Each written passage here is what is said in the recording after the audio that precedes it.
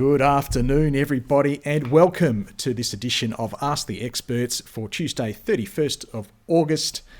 My name is Capolingua. I'm the market analyst over here at Think Markets, and it is a pleasure to be with you as we really throw the conversation over to you. It's all about what you want to talk about today, and I'll do my best to give you a technical and fundamental reader where possible on those stocks. So Wesfarmers, I wonder, Bippin, if it's had its ex-dividend. Maybe you know that off the top of your head. I can certainly check on the other side here, and that just might explain part of the decline. So as technical analysts, we still have to take into account when these dividends occur, because some of those black candles are not necessarily, or the gaps are not necessarily price action based or supply and demand based, so where people just didn't like the stock. Sometimes they're more to do with the fact that a rather large dividend has come. And of course, Wesfarmers also has a special dividend coming as well, and that is going to impact things. 1st of September, so no, that is going ex-dividend tomorrow, as far as I can tell. Yes, and so no, this decline is more to do with supply and demand than anything else.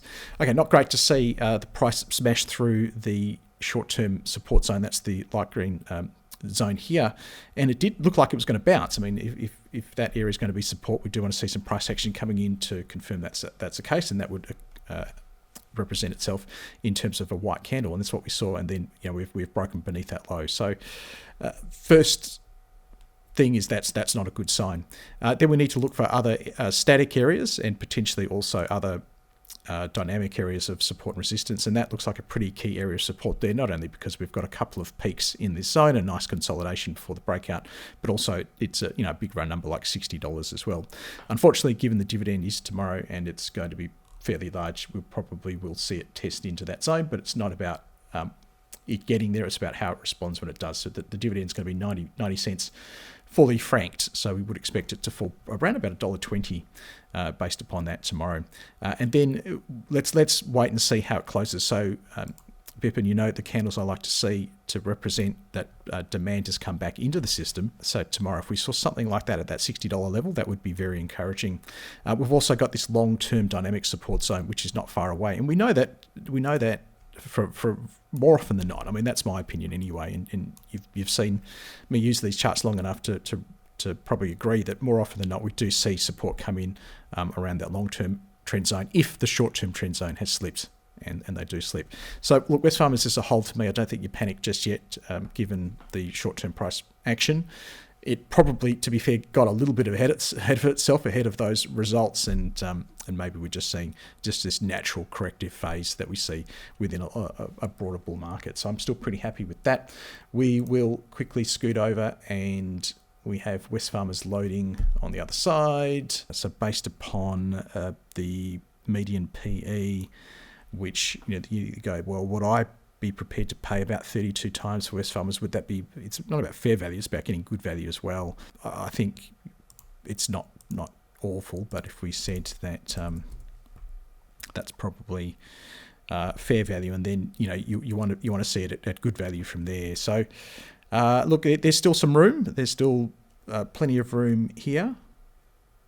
We've got 7% earnings growth, which I don't think is unreasonable for Wesfarmers. Looking at how Bunnings has performed, how Officeworks Kmart have performed, how Catch is performing, they're growing at rates faster than that at the moment. Yes, there's going to be a little bit of a hangover, I guess post-pandemic when spending patterns return to normal, but we've got businesses that are going to do well anyway. So I'm pretty comfortable with that. We're at probably going to be around about $60, and 54 would be good value, but anything less than 73 is acceptable, and there's a fair bit of upside. If we look at what the brokers are saying, we've got one strong buy, two buys, 8 holds. There are a couple there that aren't particularly happy with it. In terms of the mean target price there, the target's about $60, but those probably will get revised as brokers respond to the results which came out last week. Okay, let's have a look at the next one, which is RNU, which I must admit I haven't heard of. Renascor Resources, I won't put it into the fundamentals because I don't think we're going to see any, simply based upon the fact I haven't heard of it. But that's a really nice looking chart, and Bippin, you probably know what sort of charts I like to see. But when you see these huge runs, and that's okay. We're going to markets are going to get excited about things, but so often we see them come back and go through this consolidation phase, this extended period where they just do time. And what you're looking for is the resumption of volume. So we want to see this come back in. We want to see the moving averages turn green. We want to see some white candles come in, and not just one white candle, but even another one to confirm. And then quite often you get these pullbacks to the dynamic support zone, and that's the ideal entry is right there. I mean, if I'd seen this, I would have absolutely told you to buy it in here, because that's the magic spot right there.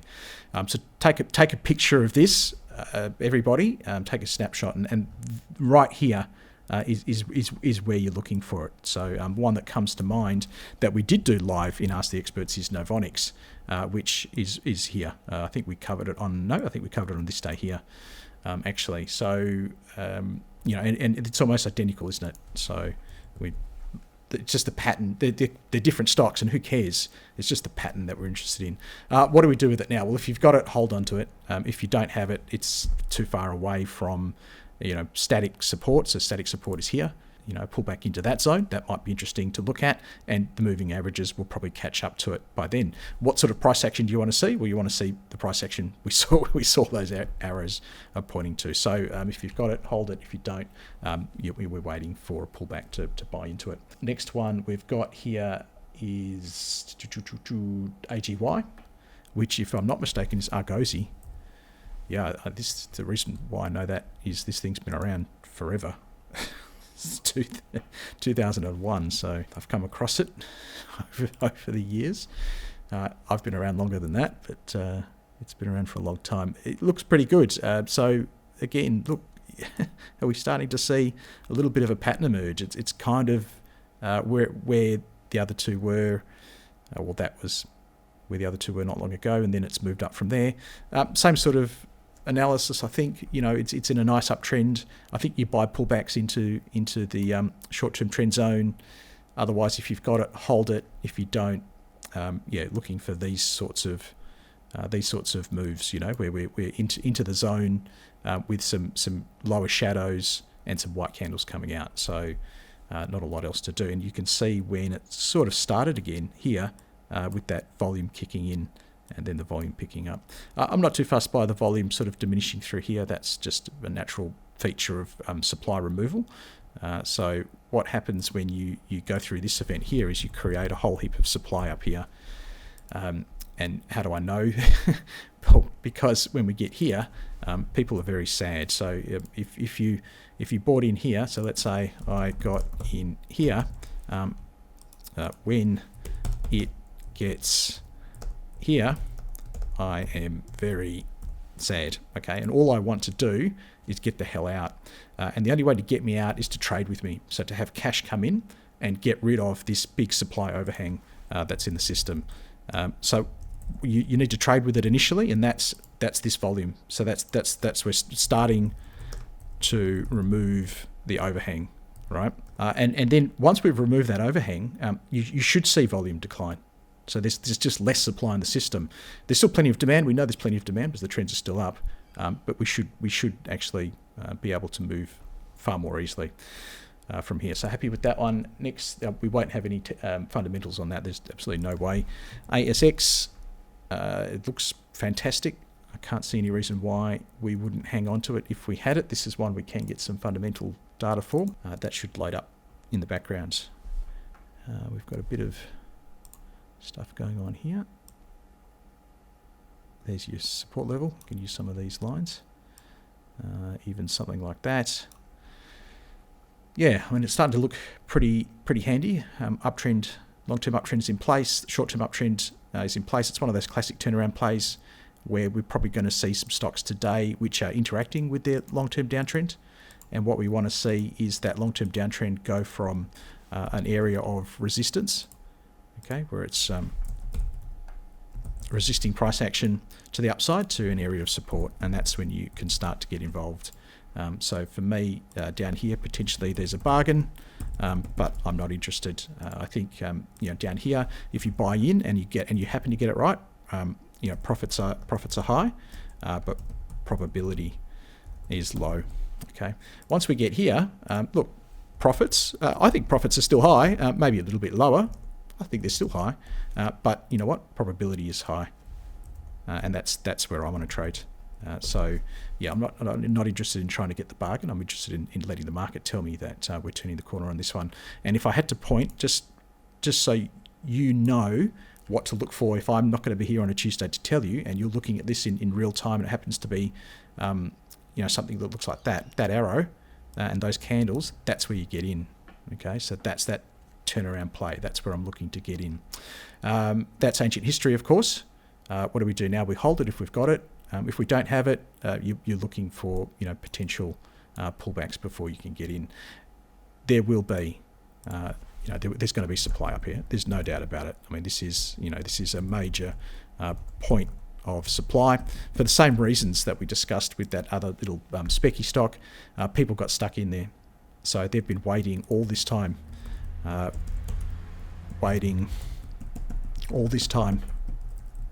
break even. And they will probably take that opportunity when we get back up here. Okay. And let's have a look at ASX on the fundamentals. And let's have a look at, they're typically trading for the last 5 years around about sort of that 30 to 35 level. So you can say, oh, look, I think fair value's 10, a PE of 10. I think fair value's a PE of 15. And I would put to you, who cares? Who cares what you think? Nobody cares what you think. You're one person in a market. Let's have a look at what the market thinks is about the right price for ASX. The market's saying, look, we're pretty comfortable. It's been many, many years trading around about 34, 35. And that doesn't mean that we have to be comfortable. I mean, the brokers are expecting that to fall to probably around about 30. So you might then say, I think we leave this. I think target 30 is probably the right number. I mean, you could change this to target to 15. You say, oh, I think it's good. I think it's fair value at 15. Well, and you go, well, great, but it needs to halve in price for it to be fair value based upon your assumptions. Let's be a little bit more flexible. So if we say, look, the target is about what the brokers are targeting, which is 30. Yeah, it's probably about fair value. 5% growth, is that reasonable? You might say, hey, look, no, I think it's going to achieve 15% growth. Maybe. So, if you've got a really strong opinion after having done the analysis on this company, and that's my next step. That's what, we can't do it now. We've got 30 minutes. But that's where I go and do the analysis, and that's where I put my discretion on it. And I'll look at the company and I say, look, I actually think the brokers have got this wrong. Hey, what do I know? But that's fundamental analysis. It's all about discretion. You might say, look, I think they can probably get to 8% growth for the next 3 to 5 years. I think that's achievable. And then you can see how it changes the numbers. Now it's starting to look a little bit cheaper. Not great value, but starting to look a little bit cheaper. But if we go off and sort of target here, we're going to find that we get to pretty close to, external consensus has to stay off. I need you to turn that one off. We get pretty close to fair value. Okay, that means the model here is working. So I wouldn't say ASX is a screaming bargain for Peter, who asked that question, but the chart certainly looks good. And given what we know about the value, maybe this is starting to become a real pressure point here. Maybe this is a real pressure point here. Let's have a look at BKL for John, and then we're going to do Lark Distilling. I haven't looked at that one for a little while, so it's very interesting to see how that one turns out. Blackmores, wow. I mean, I did look at this a few weeks ago, and I thought, there's lots of white candles in here, and that's very interesting. And you can see, these white candles. There's a few black ones in there, but you can see even down here, predominantly these white candles have come back in, and that was a very interesting sign to tell me that there was accumulation in the market. And then it had done that picture that we talked about before for these turnaround plays, where the long-term trend zone is going from resisting to supporting. So that's a good sign. We like that. And then we're getting some nice candles coming in here. Must have had some results. Sorry, I don't follow this one that closely. Do I buy it here? I'm going to have to zoom out to the weekly chart and try and get some perspective, I think. And I would suggest that, we've got a few people that would love to be out around that 110 level. So there's probably still some upside. If you've got it, I would hang in there. There's absolutely nothing in that chart that tells me that you should sell. And quite often, when we look at this as as investors, we just go, wow, don't we? Just go, wow, got to take profit. And if you do that, I would suggest you're one of the very, very few that are actually doing that right now. Because look at the strength in the candles. When things go up, people want to take profits. Tell me, how many people wanted to take profits on that day right there? And I'd put to you, very, very few people wanted to take profits, even though it went up a lot and they've been suffering for a while potentially. And why don't they want to take their profits? Well, because they think this is still the best place for their money, even on this day. And even on this day here, when you saw it pull back, because at one stage, to be fair, at one stage that candle was a black candle, right? So let's say early morning, there was some supply. There was some supply in the system, and people were getting out. But look at how we closed. Okay, there are people waiting to buy this one, and then look at the follow through today. So 100%, John, if you've got it, hang on to it. There's no reason to take any profits at this stage. If you don't have it, then it's miles away from anywhere I'd be comfortable buying, because I like to buy pullbacks. But having said that, for all the reasons why people love it, so you could buy it. I just prefer to buy pullbacks in uptrends rather than buy here. That's all. That's just a personal style thing, but it's still very good. Okay, Lark. This is interesting. So I'm guessing this is where the results were, John, and that's not a great candle. Let's face it. That's not fun, that one, because we got off to a great start. It's the opposite of that candle we saw on Blackmores, where it was under pressure in the morning, and then by the end of the day, bang, the buying came in. This one, it's the other way around. It was, look, everybody was loving it in the morning. I think, wow, what a great result. I love Lark. It's the best stock ever. And then by the end of the day, somebody was waiting. Somebody was waiting for that demand in the morning to hit it. And sometimes the best time to get out is when other people are screaming for the stock, and that allows you to move a great deal of stock in a small amount of price, and that's how the funds like to work. I'd be more concerned if we saw this candle with a large volume spike, and it's hard to see because we've got some crazy ones here where there might have been some corporate action going on. But if we zoom in a little bit, we are seeing significant pop up in volume, especially for these thinner stocks that don't trade a lot. You have to watch out for those volume moves, because again, it shows that there's somebody who's been in it who's taking advantage of that volume to shift a large position. So I'm a little bit concerned about that. Does that mean you jump out straight away? Well, the trend is still very much up. We're still in the zones, but maybe there's a reason there. Remember, you don't have to be all in and all out. If you've been on this one for a very long time, you got it. I know we've been talking about it and asking experts for a hell of a long time, but let's say you got in at $1.50 and now it's $4.50. Well, why not sell a 30 of your position if it breaks below that low? It's good today. I mean, good today. It's holding above that low. So that's it. That's giving you a really great level now to contemplate.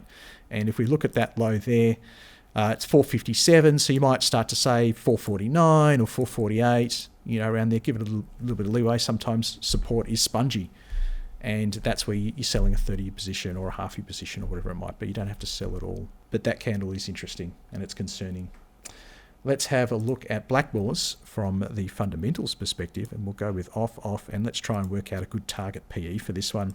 And if we look at the median, we've got some outliers here because of COVID, where businesses unravel. So let's have a look at what it was doing before COVID, and the median's probably about 28, and the brokers are thinking probably getting back to about 25. So maybe 30 is a little bit high. I mean, if we want a good price, maybe 25 is probably the best place to go there. They are expecting a lot of growth to come back into the business, so that is this 31% to fair value is predicated on that growth being in there. But I'm happy to back the brokers on this one and say that we're actually pretty close to good value on this one. There's certainly a fair bit of upside there. If we look at what the brokers are saying on their ratings, we've got 1 buy, 2 buys, 5 holds, no sells, 1 strong sell, which is a bit of a dampener. The broker's price target, and this is where you've got to take these with a pinch of salt, is considerably below the price level, but often those targets get revised as the brokers gradually respond to the recent results. Okay, so I think the valuation on that is very, very sound for Blackmores. That was also for John. Let's have a look at WBT, which from last time I saw it was starting to get its mojo back. And here we go, this wonderful pattern again that we're seeing so often, and hopefully already everybody's doing two things. Number one, screaming at their computers and saying, Carl, that's exactly what you showed me before, right? That's that sweet spot that I want to be looking for. And the second thing they're probably doing is slapping their foreheads and going, wow, why didn't I see it then? I think it's looking equally good and equally interesting right now, actually. So we are seeing it pull back into this zone.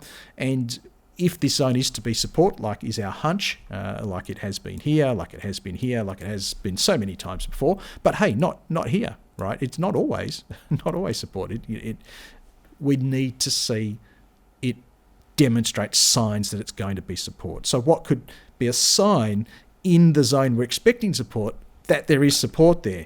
Well, we'd want to see a nice candle like that, or we'd want to see a few nice candles like that, or like that, or like that, but not, and I know there's lots of arrows on the screen, not so much like that one. Not so much like that black one, but these other ones coming out are pretty good. I think we're making up for that black one with a few of these other ones. So I think this one looks really, really interesting. I'd be happy to buy this one now in anticipation that it is holding this support zone and it is probably going to break higher and go target these highs. I like this one. I think this looks really good, and it's one I've spoken about, I think, many times late last year for its prospective technology that they have. So yeah, I'm happy with that. I think that looks really good. We won't have any fundamentals for that one, but it looks very, very interesting. That one's for Warren. I would hold it if you've got it, Warren, and if you don't have it, I'm a buyer, and you might think to maybe even add to that position, Warren, as it even now, or if it breaks out. Imugene, looks great. I've no objections to being in this one. It's one we covered in Think Technical when I was doing those, and I will get back to doing those. I'm just in the process of doing a few other things for Think Markets at the moment, many times through here. And we're seeing this sort of textbook pattern again after they have those pullbacks. And we've also removed some supply down here in the volume. I'm happy with it. If you've got it, continue to own it. If you don't, certainly consider owning it. Looks great. We won't have any fundamentals on that. They don't make any money. Next one is VUL. Which is one we did cover here in Ask the Experts not that long ago. And if I'm not mistaken, I go check the tapes, but I reckon it might have been there, or it might have been earlier. You can see all the markings on screen from when we did it. And once again, it's that textbook turnaround pattern, isn't it? After we get this huge move, this big consolidation, and there's the volume. There's the volume coming back in. Maybe we covered it even earlier, because it's that textbook pattern. What would I do with it now? Well, it's certainly run a long way since then. I don't like... Now, let's get rid of some of this stuff. There's just too much stuff on there. Okay, let's draw some more arrows. I don't like this. This is... I don't like that. That's not good. And the fact that that's happening beneath here is not great. This is good, though. And this is a bit ho-hum. So that's technical analysis, isn't it? It's about trying to figure out who's winning, demand or supply. And I think you're getting the picture just from my comments that they're both in the mix here. Supply is definitely active. They're up and about. But demand is also still fighting hard. Who's going to win? Hey, I don't know. I don't make predictions. I just follow trends. The trend is still up in the short term, and that's very encouraging. Certainly the long-term trend looks immaculate. I might say that this action here is probably a natural response to the fact that it did get going pretty well to the upside. We prefer to buy pullbacks, but we like to buy pullbacks with white candles, not blank candles. So if I had it, long story short, I'm starting to exercise some caution. I'm definitely holding because there's a very good chance that this is going to be $20 in 3 months' time. Okay, it's got that ability to do it. It's got that oomph. Go have a look at a chart of, I don't know, what's something that's very, very, very quiet. One of the property trusts. There's no oomph. There's no vigor. There's no vitality. Vulcan has the ability to make that move, so I want to be part of the action. But I'm watching levels like, let me give you some numbers here. I'm watching levels like this level here, that low there. I don't want to see it get below there. 1286 might be a reason to sell a third of your position or a quarter of your position, holding the other 2/3 or 3/4. And then if it gets below that low, $12, maybe an 11.89 or something is your trigger point to sell another third or another quarter and hold that 1/3 to see how you go. So yeah, look, I think it's a proceed with caution on VUL based upon the recent price action. Credit Corp is one we can get some fundamentals for. Credit Corp looks pretty good. We talked in the last example about stocks that don't have as much vitality, and I would probably put Credit Corp in that group of stocks at this point in time. Not to say it looks bad by any stretch of the imagination. It doesn't look bad. Short-term uptrend, it's encouraging. Long-term uptrend is encouraging. Again, I can't make this happen. It just happens that these this long-term trend zone is. I mean, if I go here now, if we look at the chart, I want to look at the chart without any moving averages, and you have to. You go, well, why bounce from here? There's no moving averages on there now, right?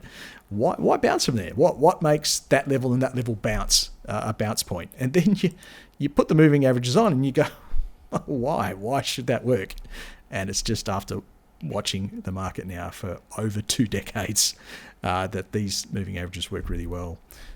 Why'd they bounce there? Did the market know the moving averages there? Or was there something else going on that these moving averages are just locked into? Look, I think you're a holder if you've got it. It's a bit more of a boring long-term portfolio stock, but I have no issues hanging on to it. Would I buy it? I think there's other things that are way more exciting than this one at the moment. In terms of the Credit Corp fundamentals, and let's have a look at what is a sort of a market, a reasonable market PE. And the market's saying, hey, look, low 20s is probably where we like Credit Corp. We've liked it in the past. We're thinking it's probably going to be around about 20. So I think we're all pretty good now. Probably just everybody who's listening probably going, hey, 20 is probably a pretty good target PE for fair value. Not for great value, but just fair value. Fair as in, well, that's fair based upon what the market thinks. And then we can start to play around with some of the numbers. So straight away, we're looking pretty good here. We're looking like we're at actually good value on Credit Corp. So that's really encouraging. We can also look to say, well, what are the brokers saying about it? Four buys, that's nice. 1 hold, 2 sells. That's a bit concerning. I don't like it when there are sellers out there. That's always a bit frustrating. What's the growth target? I mean, is to get this valuation? Is their estimate 3,000%? No, it's 13%, which is probably fairly reasonable. It's fairly consistent. It's not like that 13% is coming from 1 year that the brokers are expecting something amazing to happen. It's pretty boringly consistent. So I think we've got a lot of confidence in that number.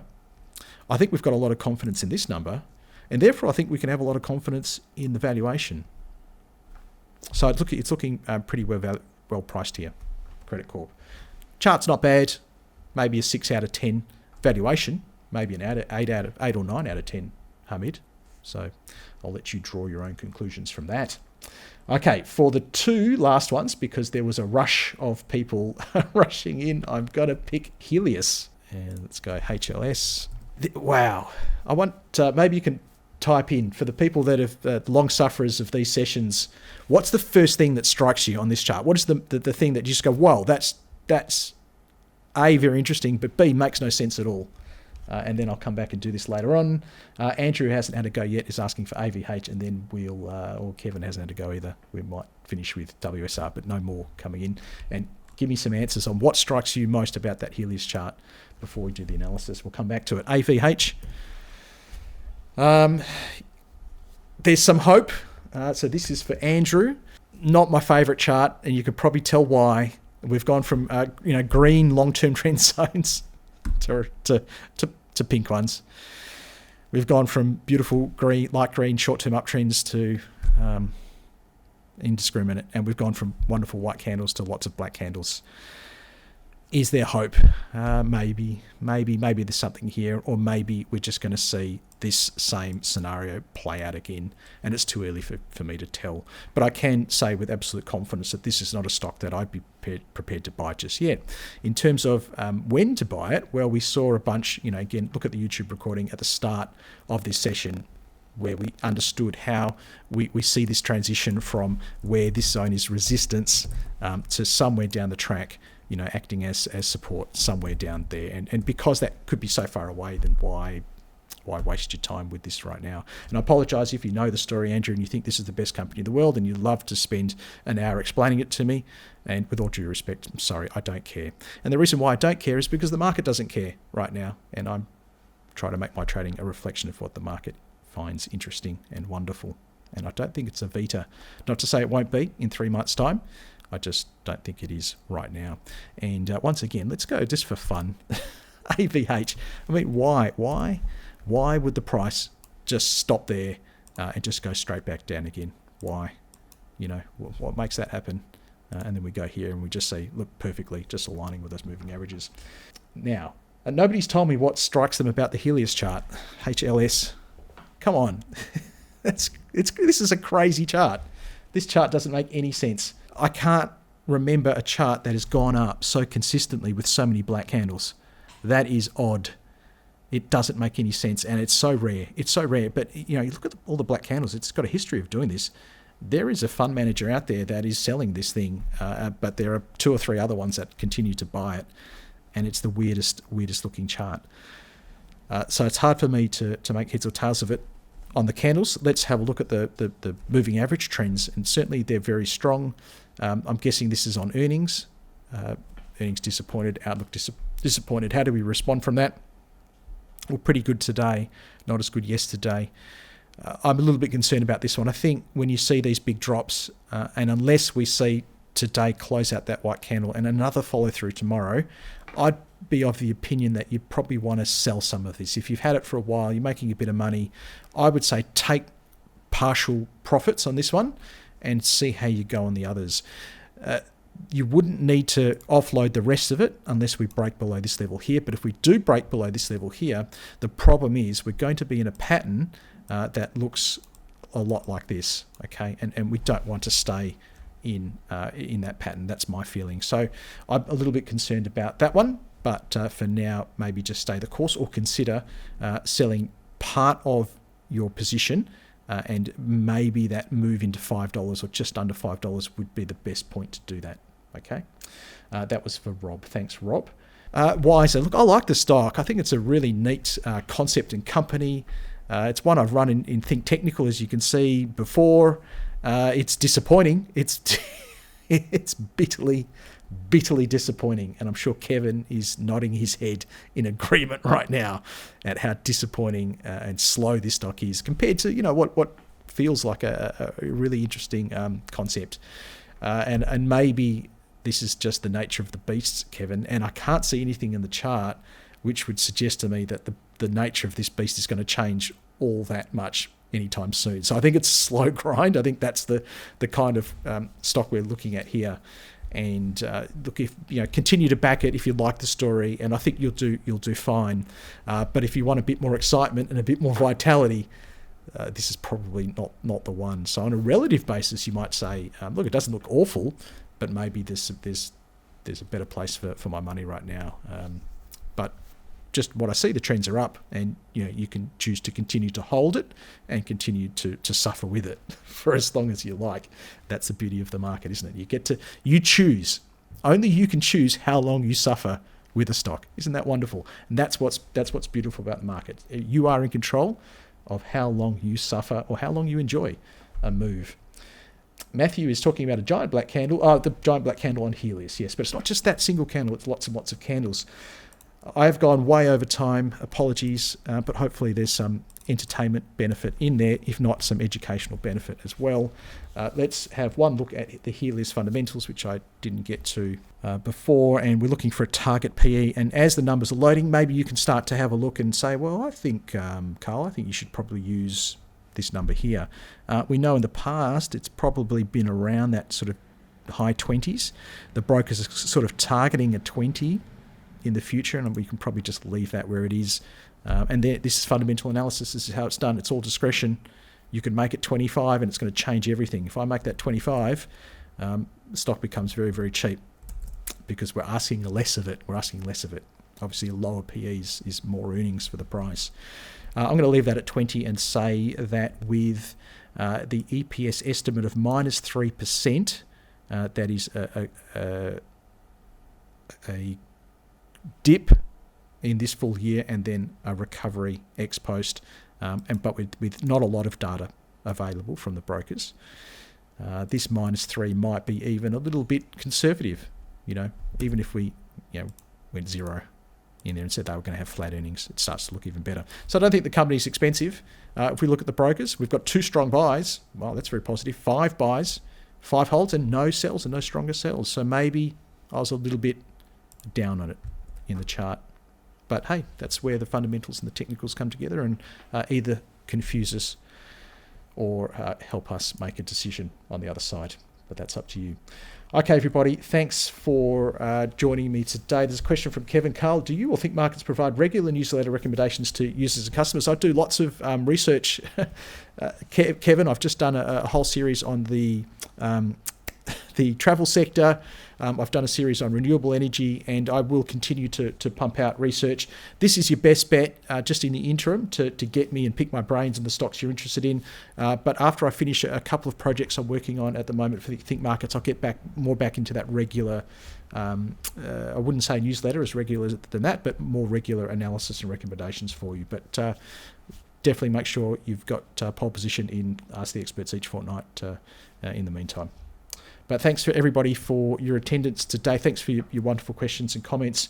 And we will be back in exactly 2 weeks. There are some other webinars coming, and you may not be aware that we do run other webinars. So we've got lots of educational webinars. So I'll be covering the buy now, pay later sector next week, Kevin, on Tuesday. So I'm going to crack that sector open, look at every stock, much like I did with the travel sector, and try and find the gems in there, or tell you straight that I don't like anything in there, and then Ask the Experts in 2 weeks' time, and then we're going to do some educational stuff after that, finishing with the top 3 technology stocks and a sector review on the 5th of October. That's the address to go find it. Otherwise, head to the market news section of the website. Thanks everybody for joining me today. All the best for your trading. Until we catch up again. Bye bye for now.